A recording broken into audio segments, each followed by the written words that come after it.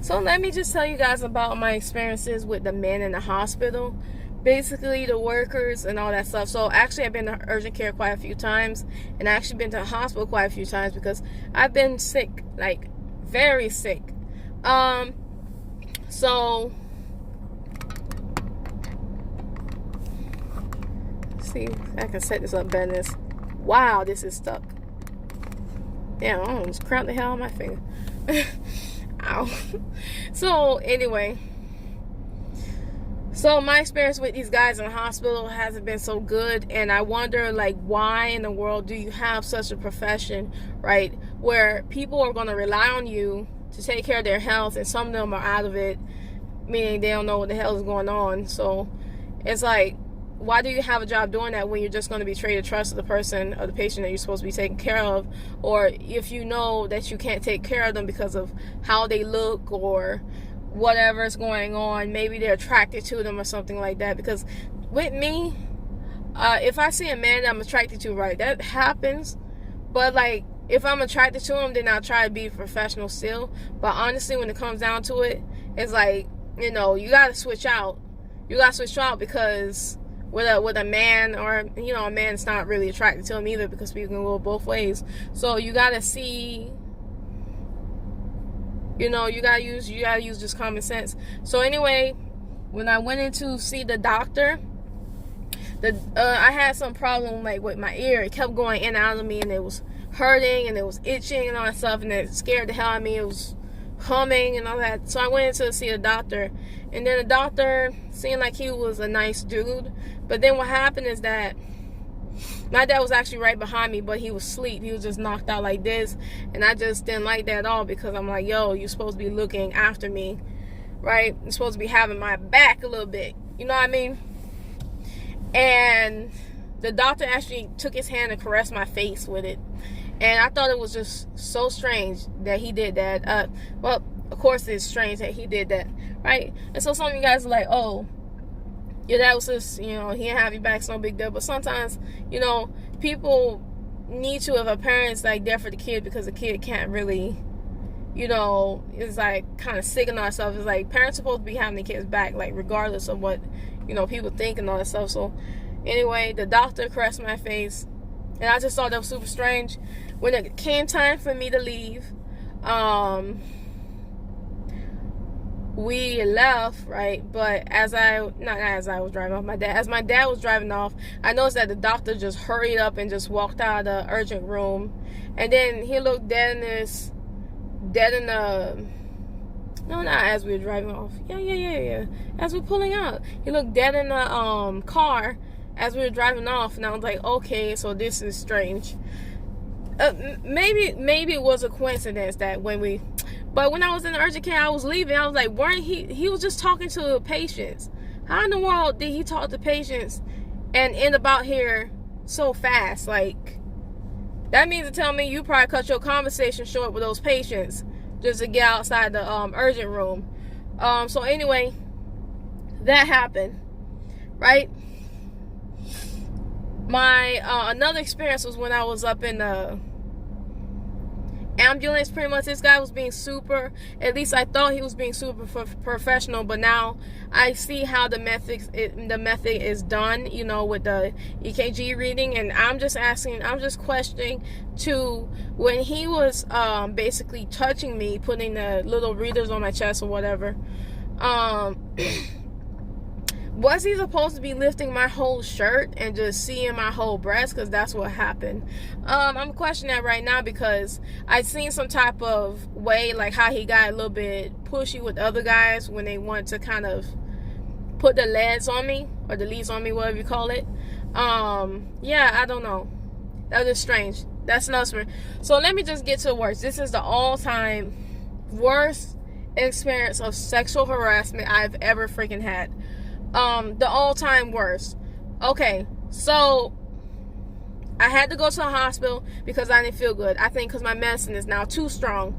The medicine is too strong, because what happened is that my condition is an improving condition, which means that it can go away. So I went down to the hospital, didn't feel good. As I was being wheeled in the hospital bed, I noticed that there was this guy, Asian guy, staring at me, right? I just thought it was weird. I locked eyes with him for about like 5 seconds as I was being like, wheeled in. He was just looking like he was in awe. Like, I'm like, okay, so maybe he just thinks I'm cute. Whatever, right? But I didn't know what the deal was until later on, until the next day actually. So I had to stay overnight because they kept me in there to monitor me because they need to take me off pills like a lot. So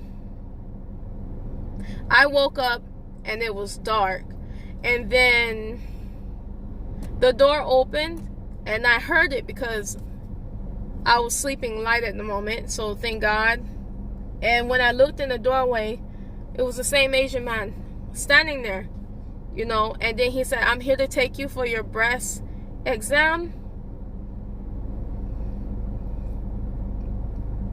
I'm here to take you for your breast exam." That's what he said to me.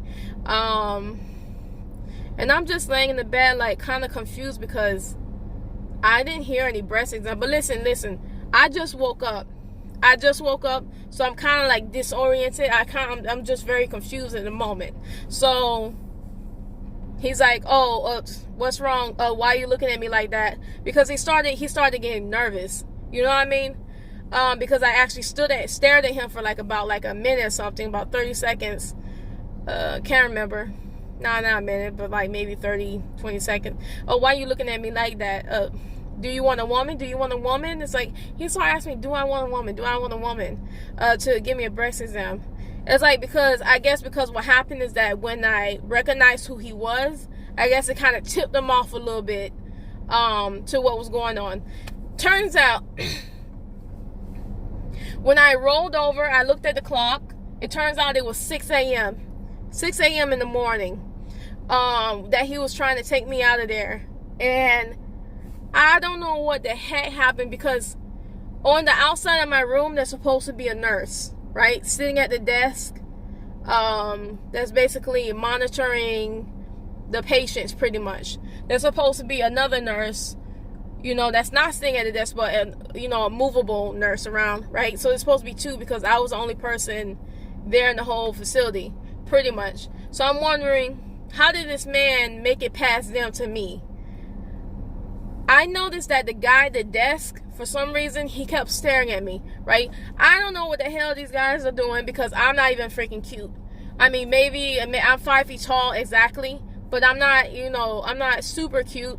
But sometimes I don't know how guys get. I guess they don't really see younger women in a hospital that often, and so that's what happens. I don't know. So every time I walk in the room, I notice he was staring at me. So I don't know if he was in on this or not, but hey, you guys are probably like, well, what if you did have a breast exam?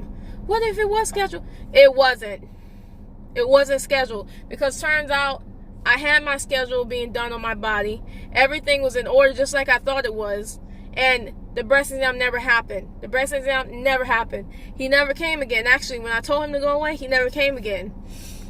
So what I did was I had to report that in.